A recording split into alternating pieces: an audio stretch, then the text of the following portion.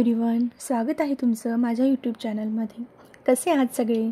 मस्त आणि मजेतच असाल अशी अपेक्षा करते आणि आपल्या व्हिडिओला सुरुवात करते। तुम्हाला तर माहितीच आहे, लग्नाचा सीझन चालू होतोय आता, पण त्याआधी तुळशीच्या लग्नाने आपल्याकडे सुरुवात होते। तशीच काहीशी तयारी माझी पण चालली आहे बघा इकडे। आपल्याकडे लग्न असलं तर मग आपण किती डेकोरेशन तयारी सुरू करतो ना। मग तुळशीचं पण लग्न आहे, डेकोरेशन तर व्हायलाच हवं ना। तशी तयारी माझीही इथे चालली आहे। झेंडूच्या माळा, लाइटिंग लावली आहे, जशी जमेल तशी तयारी चालली आहे।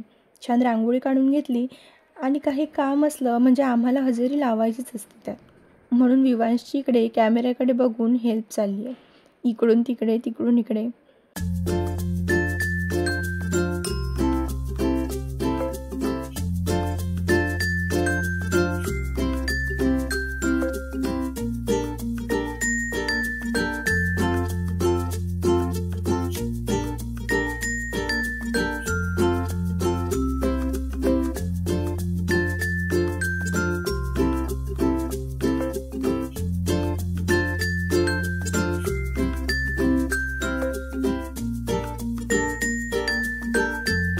नुकतंच 2-2.5 महिने झाले आम्ही इकडे शिफ्ट झालो आणि आधीच्या ठिकाणी फारशी गॅलरी मोकळी नव्हती, हवा ऊन काहीच येत नव्हतं, त्यामुळे तिथं झाडं जगायचीच नाहीत बघा।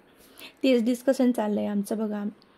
आम्ही पहिल्यांदाच तुळशीचं लग्न लावणार होतो इथे, सर्व सामान काढत होते आणि छोटे छोटे हार बनवलेत बघा मी इथे लग्नासाठी। 2 ओटीचं सामान असं पूर्ण ताट तयार केलेलं।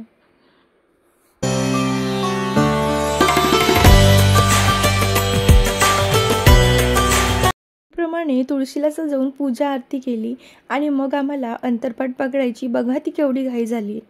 मग काय छान मंगलाष्टक लावून अशा प्रकारे आम्ही तुळशीचं लग्न लावलं।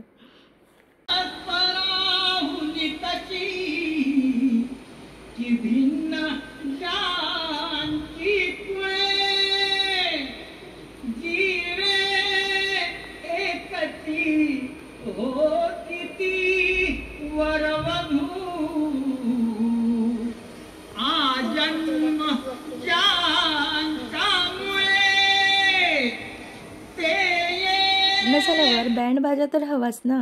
अशा प्रकारे तुळशी आणि कृष्णदेवाचा विवाह संपन्न झाला।